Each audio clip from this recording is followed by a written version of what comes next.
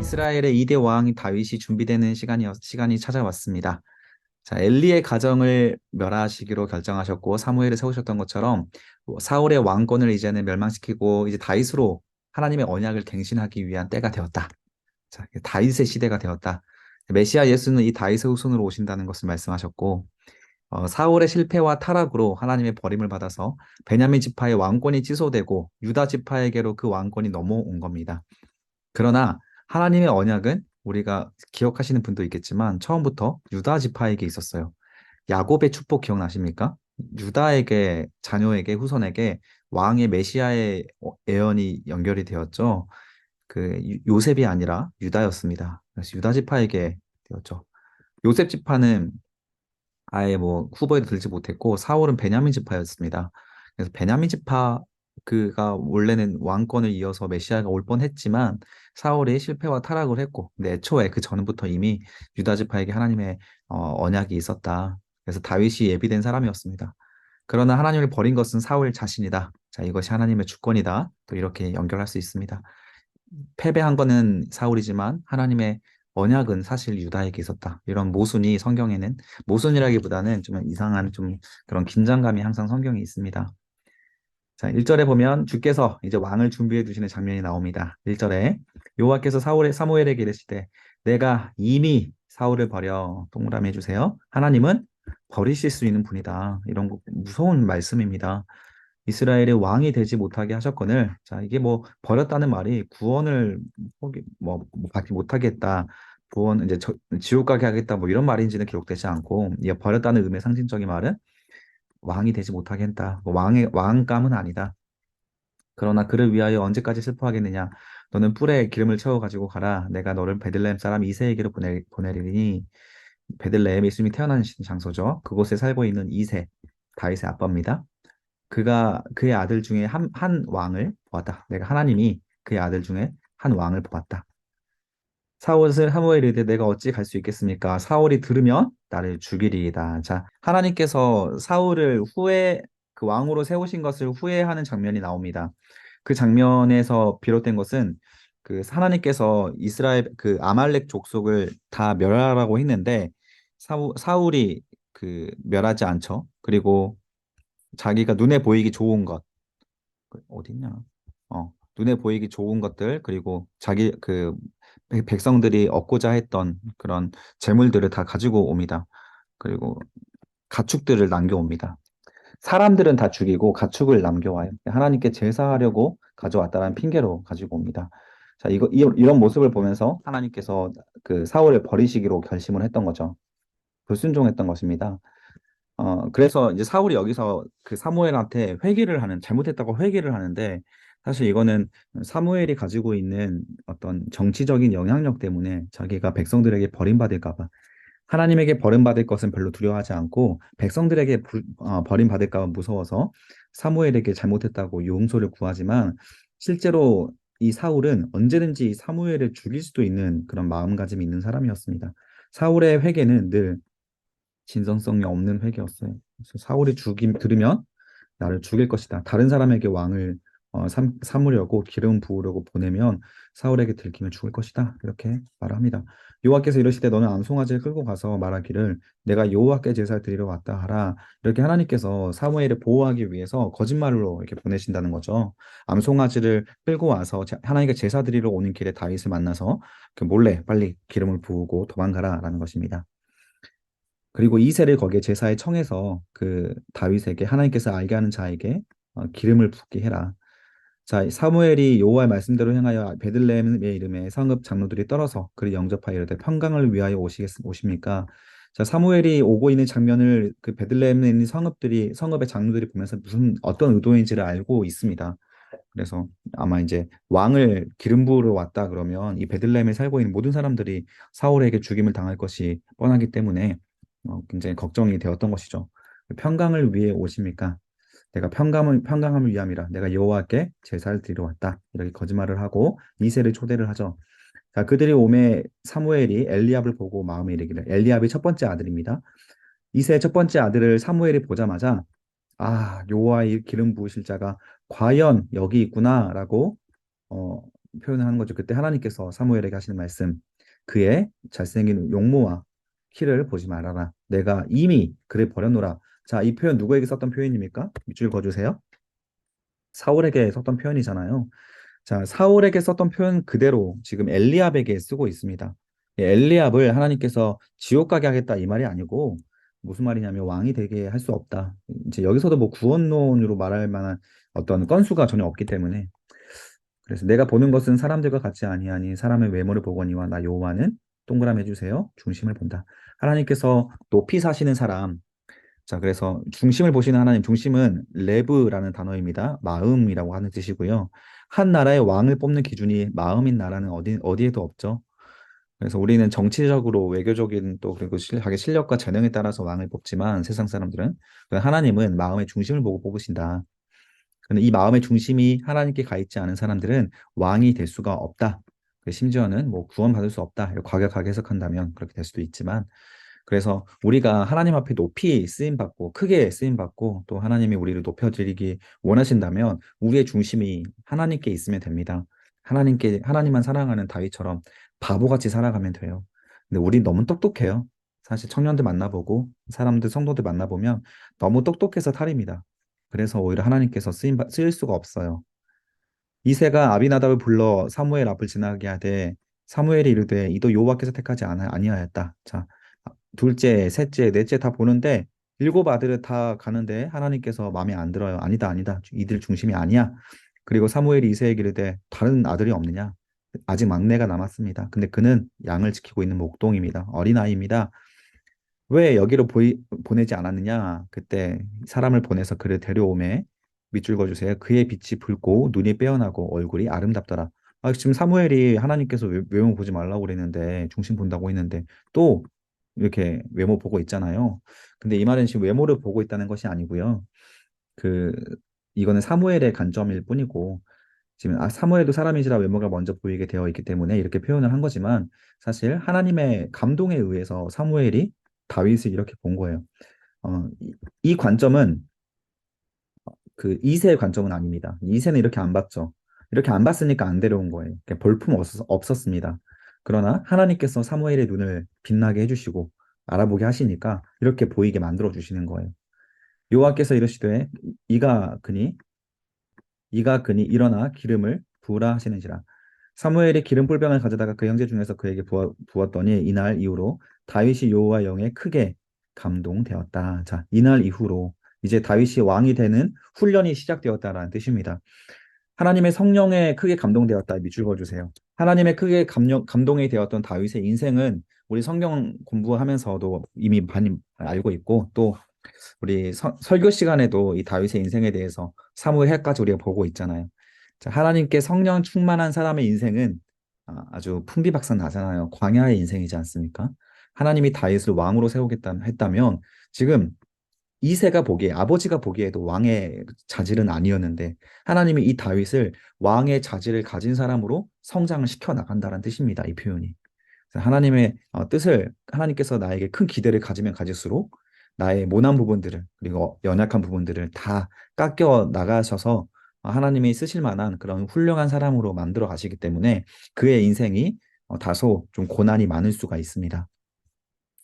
14절에 보면 여호와의 영이 사울에게서 떠나가고 밑줄 그어주세요. 하나님의 성령은 우리에게서 떠날 수가 있습니다. 그리고 여호와께서 부리시는 악령 동그라미 해주세요. 그를 번뇌한다. 악령은 사탄입니다. 근데 하나님께서 부르신대요. 사탄도 하나님의 허락 없이 일할 수 없습니다. 그런데 세상에 보면 귀신이 주관하고 있거든요. 그러면 누가 허락한 겁니까? 하나님께서 허락했다. 근데 하나님께서 허락했기 때문에 이 세상에 아직은 귀신의 손아귀에 있다는 겁니다. 그렇다면 왜 하나님이 이 귀신들을 내버려 두시는가? 그래서 아직 하나님의 때가 되지 않았기 때문에 그런 거예요. 아직 이 시대는 창세기부터 우리가 계속 이어왔던 그 에노스의 후손들과 사탄의 후손들이 계속 자유롭게 자신들의 일을, 영역을 확장시켜 나가고 있는 시대입니다. 따라서 오늘날에 누가 자발적으로 하나님께 순종함으로 이 말씀 공부 앞에 나와서 이 말씀대로 순종하는가, 그 하나님의 성령을 갈구하며 하나님의 말씀을 갈망하는가, 그 사람이 또 말씀대로 어떤 사람이 순종해 나가는가. 하나님께서 우리를 시험해 보시면서 이 어두운 세상 속에서 우리로 하여금 하나님의 이름을 부르는 자로 하여금 하나님 나라를 조금씩 확장시켜 나가고 있는 그런 시대 속에 우리가 살고 있는 거예요. 그래서 사탄이 여전히 허락된 시대 속에 우리가 살고 있다라는 거. 그렇다면 발을 바꿔야 한다면 하나님의 허락 없이는 사탄이 우리를 괴롭힐 수가 없다라는 것이죠. 따라서 우리가 시련의 시간이 왔을 때 하나님의 허락이 이제 떨어지지 않게 되는 때가 있습니다. 이제 됐다. 사탄 너 그만해. 그만 괴롭혀. 라고 하는 그때부터는 다윗처럼 승승장구하는 인생이 된다라는 거예요. 15절에 보면 사울의 신하들이 그에게 이르되 보소서 하나님께서 부르시는 악령이 왕을 번뇌케 하온즉 이 사울의 신하가 누군지 모르겠습니다. 나름대로 지혜가 있는 사람인 것 같아요. 그래서 우리에게 수금을 잘 타는 사람을 구하게 하소서 밑줄 그어주세요. 이 수금이 뭐 하나님을 찬양하는 수금이겠죠. 그래서 하나님께서 부리시는 악령이 왕에 이를 때 그가 손으로 타면 왕이 나을 것입니다. 그래서 사울의 신하에게 이르되 나를 위하여 잘 타는 사람을 데려와라 했을 때 이새의 아들 다윗이 그 목동이었는데 시간이 많잖아요. 그 시간이 많은 동안 하고 있는 게 두 가지 있었습니다. 하나는 그 뭐냐 물맷돌이도 연습했고 또 하나는 이 수금으로 오늘날 기타 치면서 하나님을 찬양했어요. 그러다 보니까 기타 실력이 많이 늘어서 이 수금 실력이 많이 늘어서 수금을 잘 타는 사람이 되었죠. 근데 그것으로 하나님을 찬양했기 때문에 이 수금에 찬양하는 이 수금에는 하나님의 능력이 있었습니다. 그래서 그 다윗을 데려와서 그 찬양을 불러줬더니 정말로 어, 사울이 상쾌하여 낳게 되고 악령이 그에게 떠나갔다. 자, 여러분 마음속에 번뇌함이 있습니까? 하나님을 사랑하는 마음으로 찬양을 불러보십시오. 번뇌함이 사라집니다. 찬양을 통해서 사탄이 찬양으로 인하여서 진실한 찬양으로 인하여서 사탄이 도망가는 장면을 우리가 성경을 통해 확인할 수 있는 거예요. 자, 이렇게 사울을 건강하게 해주기 때문에 사울이 다윗을 크게 사랑하죠. 밑줄 그어주세요. 아직은 사울이 하나님의 영이 떠나갔지만 그래도 성령을 좀 의지하거나 또 하나님의 것을 사랑하는 마음이 여전히 남아 있습니다. 나중에 가면 이 다윗을 질투하게 되면서 다윗이 와서 수금을 타도 사탄이 도망가지 않아요. 그러니까 점점 사울이 지금부터 사탄이랑 동기화가 되어 갑니다. 하나님의 영이 떠난 사람은 사탄이랑 조금씩 조금씩 동기화가 되어 가요. 우리가 목숨 걸고 하나님 앞에 예배자로 앉아 있지 않으면 여러분 마음속에 있는 공허함이나 또 세상의 세속으로부터 찾아오는 사탄의 유혹들이 점점 여러분들을 갉아먹는 겁니다. 성경 말씀을 통해 저는 먼저 이 부분들을 알았기 때문에 여러분들에게 계속 성경 공부하자고 또 예배를 좀 빼지 말고 예배를 가장 중요하게 생각하고 하나님 말씀을 사랑하라고 이렇게 제가 계속 권면 드리는 게 여러분들의 행복을 위한 겁니다. 자, 넘어가겠습니다. 17장에 보면 이제 하나님께서 외모가 아닌 중심의 다윗은 어떤 사람인가? 1절에 보면 블레셋 사람들이 그의 군대를 모으고 싸우고자 하여 쳐들어왔습니다. 이때 누가 찾아오냐면 유명한 골리앗이 찾아오죠. 이 사람이 싸움을 도두는 자, 나와서 나랑 1대1로 붙자라고 하는데 이 사람의 키가 무려 6규빗 한 뼘. 한 규빗이 50cm죠. 손가락 끝에서부터 그리고 팔꿈치까지 50cm입니다. 약. 성인 남성의 50cm, 팔을 기준으로 했기 때문에 그럼 6규빗이니까 3m죠. 그리고 한 뼘이 한 20cm니까 골리앗의 키는 3m 20입니다. 그리고 머리에는 노투구, 몸에는 비늘 갑옷, 비늘 갑옷의 무게가 5,000세겔이다. 엄청 무겁다는 뜻입니다. 노 갑반을 걸쳤고 어깨에 노 단찬을 걸쳤고 창자루는 배틀채 같고 창은 날은 철 600세겔이며 방패 든 자가 앞서 행하였다. 엄청나게 무거운 그 갑옷과 칼로 전신은 무장했고 그리고 심지어 방패 든 사람도 앞서 행하고 있습니다. 방패 든 사람.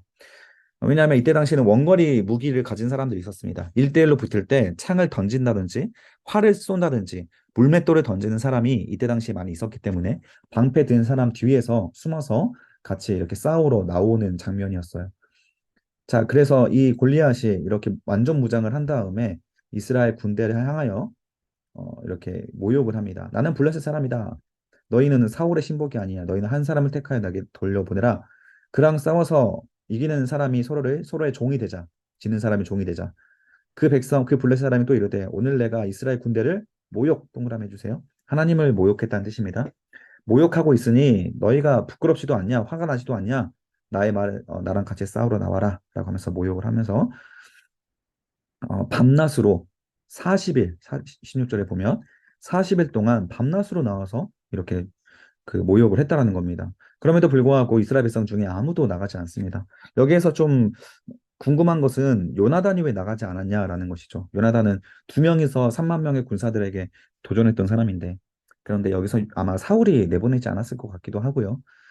3만 명은 쳤지만 블레셋은 이길 자신이 아니 저기 골리앗은 이길 자신이 없어서 안 나갈 수도 있을 것 같습니다. 그래서 힘의 원리로 이스라엘 통치하던 사울은 자기의 힘보다 더 강한 자가 나타나자 대안이 없었습니다. 이후에 아말렉과 전쟁에서 하나님으로부터 버림받았던 사울이 앞으로 계속 시간이 지날 때마다 어떤 사람들을 모았냐면 힘이 강한 용사들을 모았다라는 장면이 지난 시간에 공부했었죠. 하나님을 사랑하는 사람을 모으는 게 아니고 힘이 강한 사람들이 계속 모아서 전쟁을 잘하는 사람들로 이스라엘을 채워갔습니다. 그럼에도 불구하고 그 사람들보다 더 힘이 강한 사람이 나타나니까 못 싸우는 거예요. 여러분들이 능력과 돈을 의지하며 살아가면 그 여러분들의 더 능력이 있거나 돈이 많은 사람, 그 사람들에게 항상 뭐 지면서 사는 겁니다. 따라서 우리는 세상에 이길 수 없는 존재를 믿고 살아가야죠. 그게 바로 하나님이잖아요. 이게 신앙이고. 그래서 무엇보다도 신앙을 양보하지 마십시오. 주일 예배 양보하지 마시고 다 지켜내시길 바랍니다. 그러면 하나님이 함께 하셔서 승리하게 하시는 겁니다. 그때 다윗이 길을 가다가 이 말을 들었습니다. 자, 그러니까 다윗의 눈이 뒤집히죠. 이스라엘 사람들이 이럴 때 너희가 올라온 이 사람은 봤냐? 그러니까 너희 지금 이스라엘 군사들에게 이 꼬맹이 다윗이 소리칩니다. 형님들 보십시오. 저기 지금 이스라엘을 모욕하고 있습니다. 이 사람을 왜 가만히 계십니까? 라고 하면서 막 따집니다. 그랬더니 형이 나와서 야, 너 다윗에게 화를 내면서 네가 여기에 놀러 왔냐? 나는 너의 교만한 마음 동그라미, 내 마음의 완악한 마음 동그라미, 네가 전쟁을 구경하러 왔다. 지금 엘리압이 막내 동생 다윗에게 화를 내는데 이렇게 말합니다. 왜 이런 말을 했을까요? 엘리압이 선택받지 못했잖아요. 자기가 보는 앞에서 다윗이 기름 부음 받는 것을 보았습니다. 그래서 지금 이렇게 모함을 하면서 화를 내는 거예요. 그러니까 이 엘리압도 각 사울 같은 사람입니다. 시기 질투가 많고 정치적인 사람이고 그래서 하나님께 선택받지 못한 거죠. 그래서 다윗이 자기가 나와서 싸우겠다라고 하니까 사울이 다윗을 부릅니다. 40일 동안 기다렸던 그 나서서 싸우겠다는 사람이 아무도 없었는데 누군가가 싸우겠다고 하니까 다윗을 불렀습니다. 다윗이 왔을 때 굉장히 실망했을 겁니다. 그래서 이렇게 다윗이 사울에게 말하죠. 그런 말미암아 낙담하지 마십시오. 내가 나가서 블레셋 사람과 싸우겠습니다. 사울이 다윗에게 말합니다. 네가 나가서 블레셋 사람과 싸울 수 없으니 너는 소년이고 그는 어렸을 때부터 용사였다. 너는 목동이지 않았느냐. 그때 다윗이 신앙 고백을 하죠. 주의 종이 아버지의 양을 지킬 때나 사자나 곰이 와서 양떼의 새끼를 물어가면 내가 따라가서 그것을 치고 그 입에서 새끼를 건져냈었습니다. 그것이 일어나 나를 해하고자 한다면 내가 그 수염을 잡고 그것을 쳐서 죽였습니다. 주의 종이 사자와 곰도 쳤는데 살아계시는 하나님의 군대를 모욕한 이 할례 받지 않는 블레셋 사람을 하나님께서 내버려 두시겠습니까? 그가 그 짐승의 하나와 같이 될 것입니다. 또 다윗이 이르되 여호와께서 나를 사자의 발톱과 곰의 발톱에서 건져내셨은즉 밑줄 그어주세요. 중요한 거죠. 나를 이 블레셋 사람에서도 밑줄 동그라미 건져내시겠습니다. 지금 다윗이 뭐 하고 있는 겁니까? 간증하고 있는 걸. 자, 누가 믿음을 발휘할 수 있냐면 이 사자와 곰의 발톱에서 하나님께서 건져내셨던 것을 경험해 본 사람이 골리앗과 싸울 수 있다라는 거예요. 사자와 곰보다 더 무서운 존재가 골리앗이다. 이렇게 지금 이런 말을 하고 있는 거잖아요. 아니면 아예 반대로 한 말이잖아요. 사자와 곰보다는 약하지 않겠습니까, 골리앗이. 근데 내가 이런 존재도 이겨봤는데 골리앗 정도를 못 이기겠습니까? 이런 말이죠. 그래서 여러분들이 작은 일부터 시작해서 조금씩 큰 일 가운데 하나님의 나를 건져내시고 함께 하시는 경험들을 많이 쌓아가면 쌓아갈수록 여러분들의 믿음은 성장하게 되는 겁니다. 자, 양을 치는 가장 하찮은 일에도 성실하게 충성하였던 다윗에게 하나님께서는 하나님의 능력을 다윗을 지켜주는 경험을 하게 하셨습니다. 이 말 기억하십시오. 가장 작은 일에 성실하게 충성했기 때문에 하나님께서 지켜주시는 경험을 다윗이 할 수 있게 되었던 것이죠. 자, 그래서 사울이 다윗에게 이르되 가라 강조 표시해 주세요. 여호와께서 너와 함께 계시길 바랍니다. 자, 여기에서 다윗과 골리앗과 싸움에서 여러분 결과는 다 아시잖아요. 키가 3배는 더 큰 골리앗을 다윗이 이겼습니다. 그런데 그것은 기적이 아니라고 제가 설교 시간에 말씀드렸죠. 어디가 여기에서 유일한 기적이냐면 이게 기적입니다. 가라. 사울이 꼬맹이 다윗을 보냈습니다. 이거 뒤에 가서 말씀드리겠습니다. 이에 사울이 자기 군복 동그라미 해주세요. 자기 군복도 다윗에게 입혀주고 노투구도 입혀주고 그에게 갑옷을 입혀줬는데 이 사울의 갑옷은 어떤 갑옷입니까? 사울의 명예를 가진 왕의 갑옷이에요. 그래서 다윗이 나가서 지면 이스라엘이 패전하는 것이고 사울의 이름이 땅바닥에 떨어지는 겁니다. 그런데 이 계산 잘하고 정치적인 사울이 아무리 마음이 급하다고 절대 이길 수가 없는 그 소년을 골리앗한테 내보낸다? 이거 자체로 블레셋 사람들에게 조롱거리가 된다라는 것을 너무 잘 알고 있는 사람이 사울인데 이런 신앙 고백 하나 했다고 다윗을 내보낼 수 있는 믿음이 생긴 거예요, 사울에게. 이게 기적입니다. 사울은 이런 사람이 아니거든요. 그래서 하나님이 다윗을 세워주기 위해서 사울의 마음을 열어주셨던 것이죠. 다윗이 칼을 군복 위에 차고는 익숙하지 못함으로 시험적으로 걸어보다가 사울에게 말하되 익숙하지 못하니 이것을 입고 가지 못하겠다. 자, 밑줄 그어주세요. 세상에 익숙하지 않은 사람은 아유, 깜짝이야. 하나님과 함께하는 그런 함께하며 경험했던 평소에 내가 승리했던 그런 나의 전문성을 가지고 싸울 수 있게 됩니다. 여러분들 이 성경의 전문가가 되십시오. 세상적인 일에도 여러분 직업에서도 다 전문가가 되시고 무엇보다 이 하나님 말씀의 전문가가 되면 세상의 것들이 익숙하지가 않아질 거예요. 그래서 위기가 왔을 때 세상의 것들로 승리하지 않고 하나님 말씀으로 승리하는 사람이 될 수 있습니다.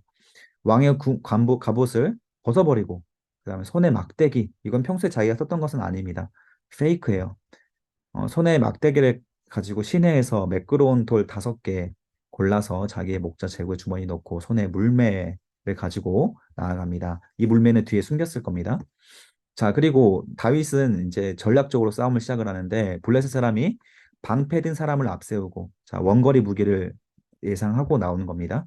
다윗에게로 점점 가까이 나아갔대 다윗이 눈에 보이는 가까운 한 20m 정도까지 왔겠죠.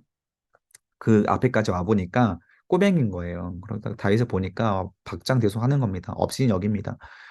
그러더니 이 보니까 그가 젊고 용모가 아름다움이다. 이게 무슨 말이냐면 지금 전쟁에 나올 만한 사람이 아니고 어린 꼬맹이라는 뜻입니다.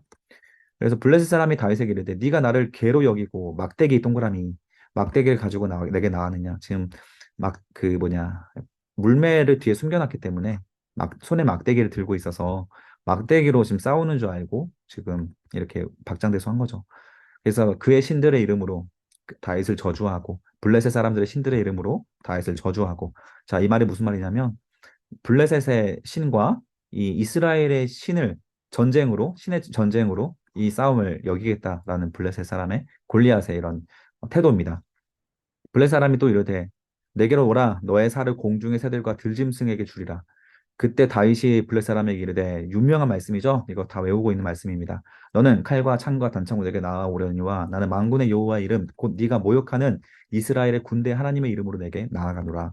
오늘 여호와께서 너를 내 손에 넘기시리니 내가 너를 쳐서 내 목을 베고 블레셋 군대의 시체를 오는 공중의 새와 땅의 들짐승에게 주어 온 땅으로 이스라엘 하나님이 계신 줄 알게 하겠고 하나님의 이스라엘을 세우신 목표죠. 다윗은 너무 잘 알고 있었습니다. 하나님이 하나님이신 줄을 온 세상 사람들에게 알게 하는 것이 이스라엘을 세우신 하나님의 목표예요. 그것을 다윗의 이 고백에서 입에서 이 신앙 고백에서 나오는 겁니다. 또 여호와의 구원하심이 칼과 창에 있지 아니함을 이 무리에게 알게 하리라. 이 무리라고 함은 이 블레셋 사람들이겠지만 사실 나는 이스라엘 사람들을 두고도 하는 말처럼 들립니다. 지금 칼과 창에 의지해서 나가지 못했던 거잖아요, 이스라엘 사람들이. 전쟁은 여호와께 속한 것인즉 동그라미. 자, 모세가 했던 말이죠. 전쟁은 여호와께 속한 것인즉 그가 너희를 우리 손에 넘기시리라. 어, 자, 다윗이 사용했던 이스라엘 하나님의 이름, 제가 설교 시간 여러 차례 말씀드렸는데 다윗이 외친 만군의 여호와 이름은 자기 자신의 인생의 그 자체였습니다. 지금까지 양을 치면서 살아온 다윗의 인생이 하나님께서 주신 사명이라고 믿고 아무도 하고 싶지 않았던 작은 사소한 일을 하나님이 주신 사명이라 믿고 작은 일에 충성하며 일이라고 적어줬거든요. 작은 일에 충성하며 성실하게 임해왔던 것. 이것이 바로 만군의 여호와 이름입니다. 이번에 2024년도 임원이 선출되었습니다. 그래서 여러분들이 일에 작은 일이라고 여기시며 가볍게 여기지 마시고 그런 일에도 충성하면서 성실하게 임한다면 반드시 하나님의 큰 축복과 골리앗을 쓰러뜨릴 수 있는 믿음의 성장으로 하나님께서 이끌어 가시는 것이죠. 자, 48절. 이렇게 선포하고 나서 말만 하면 안 되죠. 말하고 도망가면 안 되지 않습니까? 이제 본격적으로 싸움을 시작해야 됩니다. 블레셋 사람이 일어나 다윗에게로 마주 터벅터벅 쿵쿵 가까이 올 때 다윗이 블레셋 사람을 동그라미 향하여 자, 원래 원거리 무기를 들고 있는 사람은 도망가면서 싸워야 합니다. 도망가면서 활을 쏘거나 돌멩이를 던져야 되는데 다윗은 마지막까지 블레셋 사람 이 골리앗을 방심시키기 위한 거예요. 마지막까지. 막대기를 가지고 싸우는 걸로 착각하게 만들기 위해서, 방심하기 위해서 같이 마주 달려갑니다. 그리고 나서 이제 거의 손이 막닿을 그 지경까지 다다랐을 때 재빠르게 평소에 연습했던, 손에 물집이 터지도록 연습했던 그 물맷돌을 손에 주머니 넣어서 순식간에 1초 만에 돌을 넣어서 물매로 던져 블레셋 사람의 이마를 치매 돌이 그의 이마에 박히니 땅에 엎드러집니다. 이 장면을 애니메이션이나 드라마에서 보면 멀리서 던져요, 돌멩이를. 그런데 그렇지 않습니다. 바로 앞에서 던졌을 거예요. 그러니까 얼만큼 담대한 거예요, 다윗이. 자, 그래서 그의 이마에 박히니 땅에 엎드러집니다. 다윗이 이같이 물매와 돌로 블레 사람을 이기고 그를 쳐 죽였으나 자기 손에는 칼이 없었습니다. 그래서 다윗이 달려가서 블레셋 사람을 밟고 그의 칼집에서 빼어 그 칼로 그를 죽이니 그의 머리를 베니 블레셋 사람의 자기 용사의 죽임을 보고 도망하니라. 자, 다윗이 이 칼 무게가 엄청 무겁잖아요. 배틀체 같은 칼인데 그거를 들어서 사람 머리 베는 거 굉장히 많은 힘이 필요하거든요. 다윗이 힘도 셌던 것 같습니다. 52절에 보면 이스라엘과 유다 사람들이 일어나서 소리 지르며 블레셋 사람을 쫓아가 에그론 성문까지 이르렀고 블레셋 사람의 부상자들은 사하라임 가는 길에서부터 가드와 에그론 그 가드는 블레셋의 심장입니다. 가장 큰 수도예요. 그리고 에그론도 수도입니다. 그 앞에까지 가서 다 죽었다라는 겁니다. 이스라엘 자손이 블렛 사람을 쫓아와 돌아와서 그들의 진영 노력하였고 다윗은 블렛 사람의 머리를 예루살렘으로 가져가고 갑주는 자기 장막에 그 무거운 것을 들고 두었습니다. 자, 사울은 다윗이 블렛 사람을 향하여 나아감을 보고 군사령관 아브넬에게 묻되 아브넬아 이 소년이 누구의 아들이냐? 이게 난제입니다. 자, 다윗이 그동안 계속 수금을 치면서 그 사울 앞에 있었잖아요. 그런데 여기에서는 또 누군지 물어보죠. 자, 아브넬이 이르되 왕이여 왕이 사심을 맹세하노니 난 내가 알지 못합니다. 왕이 이르되 이 청년이 누구의 아들인가 물어보라. 다윗이 블레셋 사람을 죽이고 돌아올 때 블레셋 사람의 머리가 그의 손에 있는 채 아브넬이 그 앞에 사울 앞에 인도하니 사울이 그에게 묻되 소년이여 누구의 아들이냐 하니 다윗 대답하되 나는 주의 종 베들레헴 사람 이새의 아들입니다. 그래서 아마 멀리서 봤기 때문에 지금 누구냐 이 사람이 누구냐라고 물어본 것 같기도 해요. 그리고 가까이 가보니까 자기 평소에 연주해주던 그런 그 다윗이었다. 이렇게 기록을 하고 있는 겁니다. 18장 넘어가겠습니다. 다윗을 주목하기 시작하는 사울. 자, 사울이 사울에게 요나단의 마음이 말하기를 마침에 요나단의 마음이 다윗의 마음과 하나가 되어 밑줄 그어주세요. 그를 자기의 생명같이 사랑하다 밑줄 그어주세요. 요나단이 40일 동안 자기도 나가서 싸우고 싶었는데 겁이 나서 못 싸웠을 겁니다. 그런데 자기보다 어린 이 소년 다윗이 사울에게 했던 말이며 신앙 고백이며 그리고 이 하나님의 이름을 만군의 하나님의 이름으로 싸우고 있는 그 장면을 보고 다윗을 사랑해 버립니다. 뒤에 가서 보면 나오지만 여인의 사랑보다 더 큰 사랑이었다. 둘의 사랑이. 자, 이렇게 하나님을 사랑하는 사람들은요, 자기들끼리 알아봅니다. 그래서 내 주변에 누가 있는가, 내가 사랑하는 사람이 어떤 사람인가를 보십시오. 하나님을 사랑하는 사람을 사랑한다면 내 마음이 그만큼 하나님을 사랑하고 있는 겁니다. 내가 가까이 하고 싶은 사람들을 자꾸 보십시오. 세상과 가까이 있는 사람들을 사랑한다면 내 마음의 중심에 하나님이 없는 거예요. 그래서 여러분들의 마음의 중심 속에 이렇게 다윗을 한눈에 알아볼 수 있는 중심이 있었으면 좋겠어요. 생명같이 사랑하는 사람들이 하나님을 사랑하는 사람이었으면 좋겠습니다. 그러려면 여러분이 하나님을 사랑하면 돼요. 그런 사람들끼리 모이게 되어 있습니다.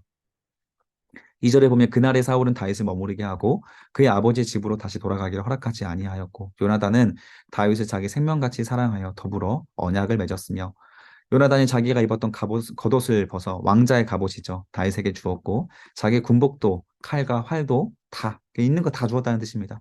다윗은 사울이 보내는 곳마다 가서 지혜롭게 행함에 동그라미 해주세요. 자, 하나님의 성령이 임한 사람들은 항상 이 지혜가 있죠. 그래서 사울이 그를 군대 장군으로 삼았습니다. 온 백성이 합당히 여겼고 성령 충만한 사람의 지혜롭게 행동하면 사람들에게 인정받게 되어 있는 거예요. 하나님을 존귀하게 여기는 사람은 하나님과 사람들에게도 은총을 받게 된다라는 장면입니다. 무리가 돌아올 때 다윗이 블레 사람을 죽이고 돌아올 때 여인들이 항상 이게 문제죠. 여인들이란 말은 이제 여기서는 여자들이지만 어린아이 뭐 할 것 없이 이런 유행이 있었다는 겁니다. 모든 사람이 나와서 춤추고 노래하며 소고와 경세를 가지고 왕 사울을 환영하는데 여인들이 뛰노며 노래하며 이르되 괜히 이런 말 해가지고 사울이 죽인 자는 천천히요 다윗은 만만히로다. 아 그래도 왕이 사울인데 담임 목사님은 천천히요 전도사님은 만만히다 이런 말 하고 있으면 담임 목사님 전도사님 얼마나 질투하겠어요? 그런 거 똑같은 거죠. 그러니까 사실 뭐 이런 말을 좀 지혜롭게 할 수 있어야 되는데 이들이 너무 다윗을 귀하게 여기다 보니까 이렇게 너무 과한 칭찬을 해버리게 됩니다. 이것 때문에 이제 사울이 다윗을 주목하게 되는 거죠. 심히 불쾌하고 노하게 되면서 다윗의 고난이 시작이 됩니다. 그러나 저는 이 입술 역시 하나님의 역사였다. 왜냐하면 다윗을 이제 훈련을 시키시는 하나님의 시간이 시작된 거죠.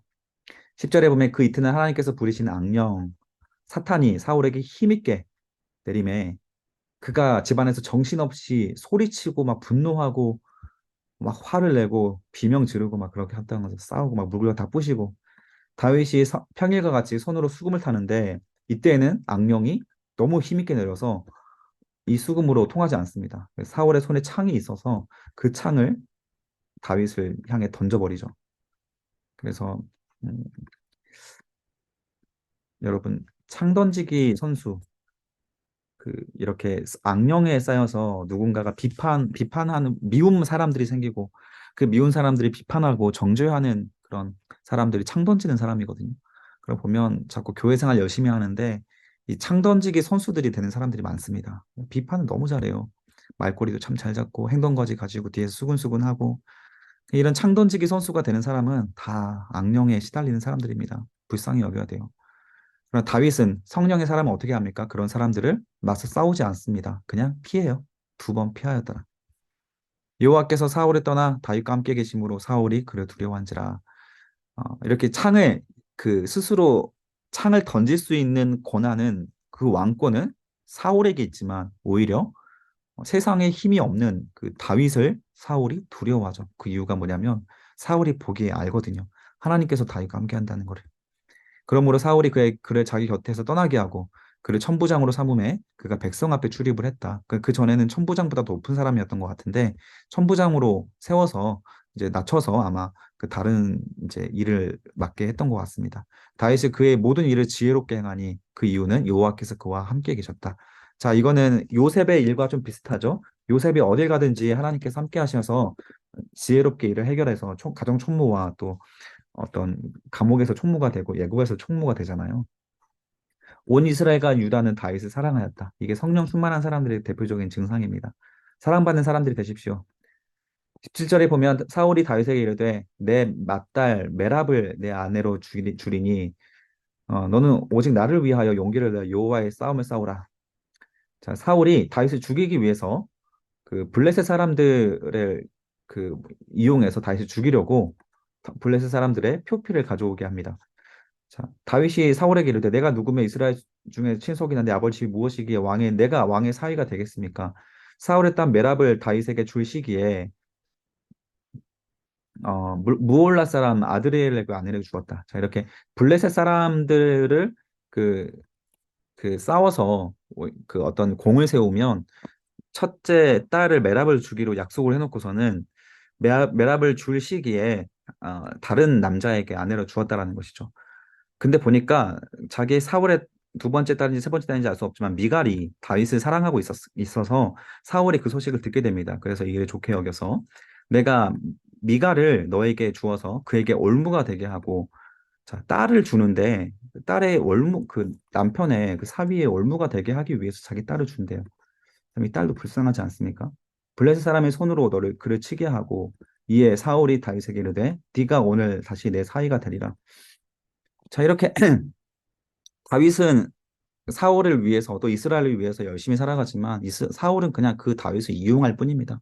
어떻게 하면 다윗을 또 손을 안 대고 죽일 수 있는 방법을 찾을까? 다윗을 이용하고 또 그 블레셋을 이용해서 사울 다윗을 죽이려고 하고 자기 딸까지 이용해서 죽이려고 하고 이렇게 사탄의 악령에 씌우면 그리스도인들이 성도로서 충성하는 모든 행위나 또 사랑하는 행위들을 그냥 다 이용하고 그것으로 오히려 피해를 당하게 만들고 그냥 이런 관계입니다. 성령의 사람과 악령의 사람들의 관계에서 성령의 사람들은 늘 당한다, 이용당한다. 그럼에도 불구하고 결국 승리는 성령의 사람들이 승리한다. 이게 성경에서 말해주고 있는 승리의 원칙입니다.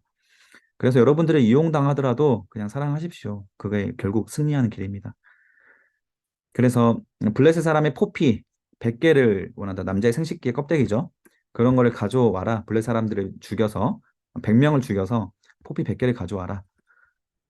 그래서 이렇게 하다 보면 블레셋 사람들이 손에 죽게 되지 않을까라고 합니다. 그런데 다윗이 일어나서 블레셋 사람 200명을 죽여서 200개를 가져오죠. 그래서 사울의 딸 미갈을 다윗에게 결국 아내로 주어서 다윗이 사울의 사위가 되게 됩니다. 여호와께서 다윗과 함께 하시면 사울이 보고 알게 되었고 사울의 딸 미갈도 그를 사랑함으로 사울이 다윗을 더욱 두려워하여 평생에 다윗의 대적이 되고 맙니다. 자, 나중에 이 사울의 딸 미갈의 첫사랑이 다윗이었기 때문에 그 다윗이 도망가고 나서 사울이 미갈을 또 다른 남자에게 주거든요. 그때 나중에 사울이 죽고 나서 다윗이 미갈에게 다시 돌아오라고 할 때 미갈이 자기 남편 버리고 따라옵니다. 30절에 보면 블레셋 사람들의 반백이 싸우러 나오면 그들이 나올 때 다윗이 사울의 신하 모든 신하보다 더 지혜롭게 행하며 그의 이름이 심히 귀하게 되었습니다. 19장에 가면 이제 다윗이 도피하기 시작을 하는데 사울의 그 아들 요나단과 그의 모든 신하에게 다윗을 죽이라고 대놓고 이제 명령을 합니다. 그때 요나단이 다윗을 심히 좋아함으로 변호를 하죠. 다윗이 무슨 일을 했습니까? 왕께 행한 일은 굉장히 선한 일인데 왜 죽이려고 하십니까? 라고 해서 설득을 해서 이제 겨우 말립니다. 그런데 8절에 보니까 다시 전쟁이 있으므로 블레셋 사람과 싸워서 그들을 크게 쳐서 죽임에 다윗이 나가서 백전백승하는 거예요. 계속 다윗은 상승을 합니다. 그때마다 사울은 하강하죠. 더 악령에 사로잡혀서 다윗을 죽이려고 합니다. 그때 또 다윗은 그냥 피할 뿐인 거죠. 손에 단창을 들고 있는 건 세상, 우리는 힘이 없이 그냥 피해야 하지만 그래도 피해서 하나님께 피하고 또 하나님을 의지해서 도피한다면 하나님께 도피한다면 우리는 승리하게 됩니다. 11절에 보면 사울이 전령들을 다윗의 집에 보내어 그를 지키다가 아침에 그를 죽이게 하려 한지라 다윗의 아내 미갈이 다윗에게 말하여 이르되 당신이 이 밤에 당신의 생명을 구하지 아니하면 내일은 죽임을 당할 것입니다. 사울이 당신을 죽이려고 합니다. 그때 미갈이 우상을 가져다가 동그라미 미갈이 하나님을 사랑하지 않은 사람이었습니다. 다윗은 사랑했지만 우상 숭배자였어요. 우상을 가져다가 침상에 누이고 염소털로 엮은 것을 그의 머리에 씌우고 침대에 다윗이 누워 있는 것처럼 이렇게 꾸며놨다는 겁니다. 그리고 사울이 전령을 보내서 다윗을 암살하라고 보냈는데 다윗을 침상채로 아마 찔러 죽이라고 명령을 합니다. 그때 이제 미갈이 이미 다윗을 도망 보내놓은 상태였죠. 그리고 나서 나중에 미갈이 도망치겠다는 소식을 사울이 듣고 나서 미갈에게 말합니다. 너는 어찌하여 이처럼 나를 속여 내 대적을 놓아 피하게 하였느냐? 미갈이 사울에게 대답하되 그가 내게 이르기를 나를 놓아 가게 하라. 어찌하여 나로 너를 죽이게 하겠느냐? 이렇게 거짓말을 합니다. 사울의 딸답게 정직하게 말하지 않고 물론 이제 미기를 도피하기 위해서 말한 거지만 다윗이 자기를 죽이려고 해서 놓아 보냈다고 이렇게 거짓말을 하게 됩니다. 18절에 보면 다윗이 도피하여 라마로 가서 사무엘에게로 나아가서 자 다윗이 의지할 수 있는 유일한 사람이 이제 사무엘밖에 안 남았잖아요. 사무엘에게로 먼저 갑니다. 그래서 사울이 자기에게 행한 일을 다 전하였습니다. 다시 자기에게 2번이나 죽이려고 했고 이제 또 이유도 없이 지금도 죽이려고 합니다. 그래서 사무엘이 나요스로 가서 아마 사무엘이 해줄 수 있는 일이 없어요. 그냥 다윗에게 기도해주고 다윗이 당한 고난에 대해서 해석해 줄 겁니다. 하나님께서 너에게 기름 부었으니 반드시 하나님께서 너와 함께 하실 것이다. 두려워하지 말아라. 이렇게 그냥 설득하고 위로해 줬을 뿐이겠죠. 자, 어떤 사람이 사울에게 전하여 이르되 다윗이 라마나요스에 있습니다. 그때 사울이 다윗을 잡으려고 군사들을 보냈는데 그들이 선지자 무리가 예언하는 것과 사무엘이 그들의 수령에서 선 것을 볼 때 하나님의 영이 사울의 전령들에게 임함에 그들도 예언한지라. 그래서 성령께서 이 다윗을 잡으러 온 군사들에게 그들에게 임하여서 그들에게 막 예언을 하게 하는 거예요. 어떤 예언이었을지는 뻔합니다. 사울은 망하고 다윗이 왕이 될 것이라는 그런 예언이었을 거예요. 그런 예언을 계속하면서 자신들이 결국 하나님께서 세우실 왕을 죽이게 되는 것을 알게 한다는 거죠. 이 전령들에게 하나님께서. 그래서 아마 이 다윗을 죽이기를 포기하게 만드는 것이 하나님의 보호 방법이었던 것 같아요. 그래서 사울이 나중에는 자기가 직접 가니까 사울에게도 하나님의 영이 임해서 예언을 했다는 거예요. 내가 아니라 다윗이 왕이 될 것이다. 그렇게 예언을 했다. 그래서 사무엘 앞에서 예언을 하면서 하루 종일 벌거벗은 몸으로 누워 있게 됩니다. 그러므로 속담에 이르기를 사울도 선지자 중에 있느냐. 자, 하나님의 예언을 하는 사람이 선지자였기 때문에 무조건 하나님의 예언을 한다고 해서 다 선지자는 아니다. 이런 말이 속담으로 남게 된 겁니다. 그래서 우리도 사도신경 외우고 기도하고 예배하고 찬양한다고 해서 성도가 아니다. 성도는 이렇게 성경 말씀대로 순종하고 다윗처럼 하나님을 사랑하는 사람이 성도다. 이렇게 말할 수 있는 적용할 수 있는 부분이죠. 자, 20장입니다. 다윗이 도피와 요나단의 우정. 다윗과 요나단의 작별 내용이에요. 나에게도 다윗과 요나단과 같이 서로 마음을 위로해 줄 수 있는 동역자를 얻을 수 있도록 기도해야 합니다. 이것은 요나단과 같은 동역자를 가지는 것은 큰 축복이죠. 자, 그 동역자를 얻는 방법은 유일합니다. 내가 하나님을 경외하는 중심을 갖는 거예요. 그러면 요나단과 같은 그런 동역자를 얻게 됩니다.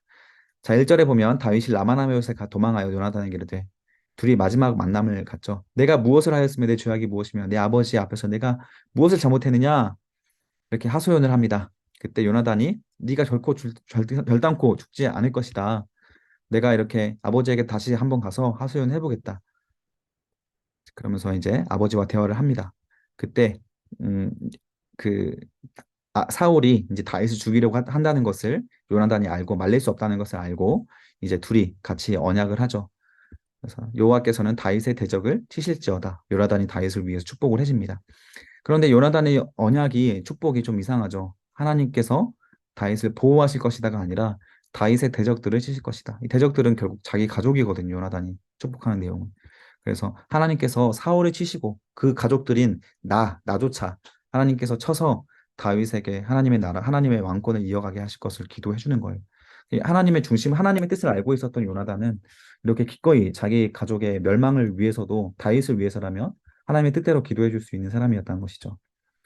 다윗에 대한 요나단의 사랑이 그를 다시 맹세하게 하였으니 이는 자기 생명을 사랑함과 같이 그를 사랑하였다. 22절입니다. 가라. 요나단이 마지막으로 권면해 줍니다. 축복해 줍니다. 여호와께서 강조 동그라미 해주세요. 여호와께서 너를 보내셨다. 사울의 이 비정상적인 살해 유업은 하나님의 발령이다라는 해석을 해주는니다. 신앙의 믿음이 좋은 동역자를 곁에 뒀을 때 가장 우리에게 주는 유익이 뭐냐면 내게 어떤 고난이 찾아왔을 때 그 고난에 대해서 해석해 주는 거예요. 이게 내가 회개가 필요해서 주시는 고난인지 하나님께서 나를 왕으로 만들기 위한 고난인지 성장시키기 위한 고난인지를 해석해 주는 겁니다. 요나단은 영적인 눈이 있기 때문에 다윗에게 이 고난은 너를 위한 고난이다. 하나님께서 너를 보내신 것이다. 가라라고 말해줄 수 있는 겁니다. 쭉 한번 읽어보시고요. 넘어가겠습니다. 자, 이렇게 요나단이 다윗을 보낸 줄 알고 막 화를 내죠. 넘어갑니다. 음, 자, 21장입니다. 다윗이 도주하기 시작을 하는 그 도피 생활인데 이 이야기가 30장까지 이어집니다. 자, 이 30장까지 무려 10장의 내용의 다윗의 도피 생활이 이야기가 연결되는데 그 구조는 이렇습니다. 다윗의 도피 생활의 가장 클라이막스는 나발이에요, 나발. 그 나발과 아비가일. 그래서 다윗이 사무엘이 죽고 나서 이 다윗이 이성의 끈을 놔버립니다. 그래서 이때부터 그 전까지만 해도 그 하나님 일 외에는 전혀 분노하지 않았던 다윗이 나발이 자기를 모욕하는 말을 듣고 분노해서 나발을 죽이려고 해요. 그때 이 나발의 아내였던 아비가일이 지혜롭게 나서서 이 다윗의 고난에 대해서 다시 한번 재해석해 줍니다. 그래서 다윗의 믿음의 밑바닥에 떨어졌던 그 위기와 하나님께서 그 주시는 이 고난에 대해서 잊어버렸을 때 사무엘도 없고 요나단도 없는 그 시간에 아비가일을 보내주셔서 다시 한번 그 고난에 대해서 재해석할 수 있게 되는 그 시기, 이 시기를 다시 기점으로 다윗이 왕으로 귀환하기까지 내용으로 연결되게 됩니다. 쭉 한번 보시고요. 자, 1절 보겠습니다. 다윗이 노베 가서 제사장 아히멜렉에게 찾아가죠. 자, 이 아히멜렉은 이제 엘리의 아들 비느하스의 손자입니다. 그래서 엘리의 아들들은 전부 다 이제 그 죽게 될 것이다. 늙어 죽은 사람이 없이 다 젊어서 죽게 될 것이다라는 그 예언을 그 저주가 내려졌었잖아요. 사무엘 때. 그때 그 저주가 여기에서 성취가 돼요. 이절에 보면 다윗의 제사장 아히멜렉이 이르되 왕이 이리 내게 명령하고 그 사울이 날 보내서 왔습니다라고 이렇게 거짓말로 아히멜렉에게 찾아간 거예요. 다윗이 여기서 거짓말로 찾아와서 나를 좀 도와달라고 말을 하니까 다윗이 이후에 이 일이 자기에게 걸림 또 마음의 걸림이 돼서 계속 괴로워합니다. 3절에 보면 이제 당신의 수진 무엇이 있습니까? 또 다섯 덩이나 무엇이나 이 또 다섯 덩이라고 말하는 것은 다윗도 지금 그 제사장들이 있는 곳이니까 진설병이라고 하는 하나님께 제사 드릴 때 사용하는 떡이 있다라는 것을 알고 있는 거예요. 다윗이 너무 배고프니까 그거 달라고 하는 겁니다. 근데 사실 이 진설병은 제사장들이 아니면 먹을 수가 없어요. 일반인들이 못 먹습니다. 그래서 나중에 예수님께서도 이 본문을 가지고 그 비유를 하시잖아요. 안식일에 밀 이삭을 까먹는 제자들을 다른 바리새인들이 정죄하니까 그때 여기에서 다윗도 이렇게 배고플 때 제사장들이 떡 다섯 덩어리 주지 않았느냐, 그 거룩한 떡 진설병을 주지 않았느냐. 그러니 안식일에 또 먹는 거 가지고 그 비난하기 전에 생명이 먼저다. 다윗이 배가 고파서 먹었을 때 그 배고픔이 먼저지 진설병을 먹으면 안 된다라고 하는 건 사실 율법에 나와 있지는 않습니다. 이거는 그 전통이거든요. 그 전통보다 생명이 더 귀중하다. 이런 말씀으로 예수님께서 이 사건을 인용을 하시거든요. 7절에 보면 그날에 사울의 신 한 사람이 요 앞에 머물러 있는데 도액이라고 하는 에돔 사람이다. 그리고 사울의 목자장이다. 자, 사울의 측근이 이 아히멜렉 근처에 있었습니다. 그래서 다윗에게 이 떡을 주고 그리고 이제 골리앗을 죽였을 때 골리앗의 칼도 그 전리품을 가져왔었거든요. 그 칼도 다윗에게 제공해 주었다는 사실을 사울에게 가서 일러 바친 거예요. 그리고 나서 다윗이 가드왕 아기스에게로 도망을 갑니다. 그 블레셋으로 도망을 간 거예요. 그리고 나서 이제 아기스의 신하들이 다윗을 보고 나서 바로 알아봅니다. 이 사람은 그 골리앗을 죽인 다윗이 아닙니까? 라고 알아보는 거예요. 그래서 이제 다윗이 심히 무서워서 사울을 피해 도망간 곳에서 오히려 여기서 죽을 수 있겠구나. 그래서 여기서 미친 척을 하면서 미친 사람처럼 연기하면서 대문짝에 그적거리며 침을 흘리면서 미친 사람처럼 연기를 하죠. 그때 아기스가 이 사람이 미치광이다. 어찌하여 그를 내게 데려왔느냐라고 말을 하지만 사실 여기서 아기스가 다윗을 알아봤을 겁니다. 아기스가 다윗을 굉장히 좋게 여기고 있었던 것 같아요. 나중에 다윗이 이제 도망 다니다가 너무 힘들어서 그 블레셋으로 망명을 하잖아요. 그때 아기스에게 망명을 합니다.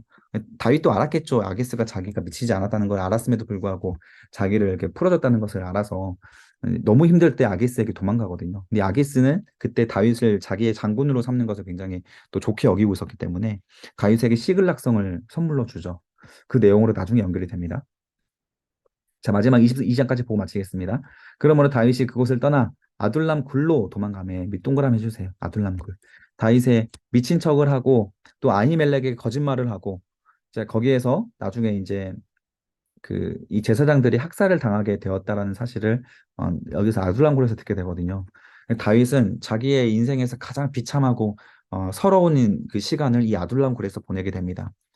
그래서 여기서 울면서 하나님께 기도하고 있을 때 그의 형제와 아버지의 온 집, 다윗의 2세의 집에 온 집과 친척들이 다 내려와서 다윗에게 이르고 그리고 환난 당한 모든 자와 빚진 모든 자와 마음이 원통한 자가 다 그에게 모였다. 다윗이 여기 있다는 소식을 듣고 사회의 부적응자들이나 죄인들이 모였다는 거예요. 그 사람들이 400명이나 다윗과 함께하게 됩니다. 근데 나중에 이 400명이 다윗이 정치적으로 자리 잡는 데 굉장히 중요한 역할을 하게 되고 이 400명 중에는 그 요압이라고 하는 군 사령관도 여기에 포함이 되어 있습니다. 3절에 보면 다윗이 거기서 모압 미스베로 가서 이제 부모님과 형제들을 그 모압으로 이제 가서 정착을 시키고 그때 5절에 보니까 선지자 갓이 다윗에게 와서 이르되 모압에 머물러 있지 말고 유다 땅으로 돌아가라. 유다 땅은 사울이 있는 곳이잖아요. 도망 다녀야 되는 무서운 곳인데 이곳으로 돌아가라고 하는 거예요. 왜냐하면 하나님께서 너에게 허락하신 고난의 시간이기 때문에 거길 고난의 시간을 피하지 말라는 겁니다. 그래서 연단을 피하지 말고 그 연단이 있을 때 오히려 하나님 앞에 나와서 하나님의 통치를 받을 때 그 연단이 더 우리를 더 성장시키고 성화시키고 하나님께서 우리를 또 이렇게 훌륭한 사람으로 막 이끌어 가시는 중요한 재료로 삼는다는 것이죠. 그래서 고난이 올 때 도망가지 마십시오. 그냥 하나님 안에서 해결하려고 하고 기도로 이겨내려고 하신다면 반드시 그 고난이 여러분들에게 큰 선물이 될 것입니다. 사울이 다윗과 그와 함께 있는 사람들이 나타났다면 들으니라. 그때 사울이 기브와 높은 곳에서 손에 단창을 들고 에셀 나무의 아래에 앉았고 모든 신하들이 그 곁에 서 있었어요. 사울이 곁에 선 선한 신하들이 이르되 너희 베냐민 사람들아 들으라. 자, 베냐민 사람들아 들으라. 사울의 곁에 있는 사람들은 전부 다 사울의 측근들은 사울의 가족들이었어요. 그래서 자기가 신뢰할 수 있는 사람들만 이렇게 만들었거든요. 그런데 그 신뢰하는 사람들조차 사울이 못 믿어요. 8절에 보니까 너희가 다 공모하여 나를 대적하고 내 아들이 이세 아들과 맹약하여 내게 고발하는 자가 하나도 없고 나를 위하여 슬퍼하거나 내 아들이 내 신하를 선동하여 오늘이라도 매복하였다가 나를 치려 하는 것을 내게 알리는 자도 하나도 없었다. 어떻게 이 한 문장에 나라는 말이 몇 번에 들어가는지. 자, 죄라는 것이 무엇이냐면 자기중심성입니다. 죄는 자기중심성이다. 이것 때문에 항상 기분 나쁘고 자존심 상하고 화가 나고 절망하고 슬프고 짜증나고 이런 거예요. 다 죄는 자기중심성입니다. 신앙은 무엇입니까? 하나님 중심성입니다. 그래서 여러분 마음속에 누가 있는가, 내가 있는가, 하나님이 있는가 이것에 따라서 자기중심성은 사울이고 하나님 중심성은 다윗이다. 이런 방정식이 나오게 됩니다. 여러분 이런 사람들이 되십시오. 자, 그때 에돔 사람 도액이 아까 있었던 일을 아이멜렉에게 다윗을 도와줬던 것을 다 말하죠. 그리고 나서 어, 왕의 신하들이 여호와의 제사장 죽이기를 싫어하죠. 사울이 죽이라고 명령을 하는. 당연히 하나님 제사장 죽이는 건 선을 넘는 건데 그때 이 도액이 가서 85명을 다 죽여버립니다. 이거는 이제 선을 넘는 거죠. 신앙의 마지노선입니다. 그래서 사울은 신앙의 마지노선을 넘어버렸습니다. 하나님의 제사장들을 다 죽이는 일을 통해서 더 이상 돌아올 수 없는 강을 건너버렸죠. 그때 다윗이 한 명이 피해서 아비아달이 피해서 다윗에게 돌아오게 되는데 그때 이 모든 것이 나의 탓, 동그라미 해주세요. 나의 탓이다. 다윗이 아둘람 굴에서 이렇게 이 아비아달의 말을 듣고 나서 통곡하게 되죠. 나 때문에 하나님의 이 제사장들이 죽게 되었다. 자기 탓으로 돌리면서 완전히 마음이 막 무너져 내립니다. 이 3절에 보면 두려워하지 말고 내게 있으라. 내 생명을 찾는 자가 내 생명을 찾는 자니 내가 나와 함께 있으면 안전하리라.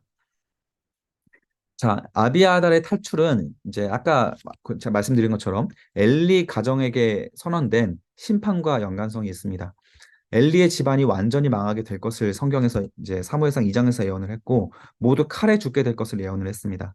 그리고 그 집안에서 한 명이 살아남겠지만 그 한 명이 이 아비아달이죠. 그는 슬픔에 쌓이게 될 것이고 하나님의 신실한 새 제사장을 세울 것이다. 자, 이 중에서 이 세 가지가 지금 이 사건에서 성취가 된 겁니다.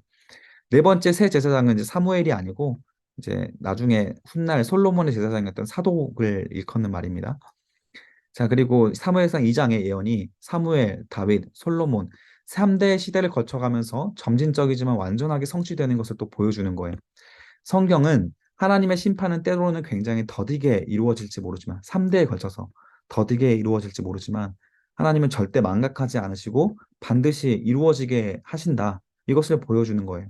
그래서 우리가 죄를 무서워해야 하고 이 엘리 까마득한 옛날 그 얘기가 오늘날까지 연결되는 것처럼 우리의 이 사소한 죄 때문에 훗날 언제까지 하나님의 심판을 받게 될지 모릅니다. 그래서 빨리 회개한 사람이 가장 지혜로운 사람이에요. 회개를 즐거워하시고 회개를 통해 하나님 관계 회복하는 일을 가장 중요한 인생의 숙명으로 삼으시기를 바랍니다. 그러면 그런 사람은 다윗처럼 하나님 중심적인 삶을 살아가서 아무리 도망다니는 삶을 산다 할지라도 반드시 언젠가는 승리하는 그런 사람으로 성장할 수 있을 것입니다.